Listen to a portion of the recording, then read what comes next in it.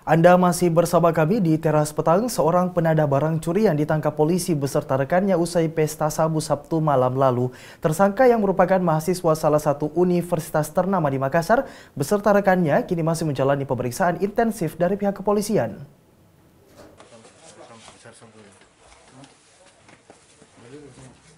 Aparat kepolisian Polrestabes Makassar menciduk seorang mahasiswa di salah satu perguruan tinggi ternama di Makassar. Tersangka yang bernama Syamsul dan sejumlah rekannya ditangkap di sebuah kos-kosan di Jalan Manuruki 6 Makassar, Sabtu malam 17 Oktober.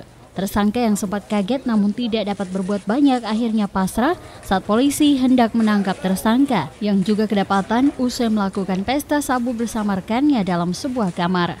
Dari rumah kos-kosan tersangka, pihak kepolisian juga menemukan sebuah motor matic tanpa dilengkapi surat tanda kepemilikan kendaraan.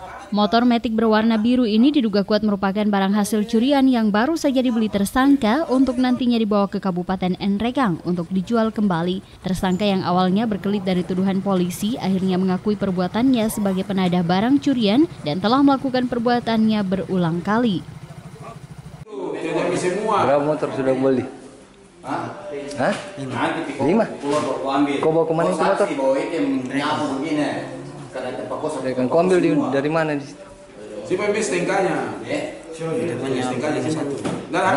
Depannya satu. Kasih di situ. Gimana rumah kosmu tadi? Tersangka dan rekannya yang masih berstatus mahasiswa di salah satu perguruan tinggi di Makassar ini kini harus menjalani pemeriksaan intensif pihak kepolisian. Dari Makassar, Bobi Nur Zanca, GoTV memberitakan.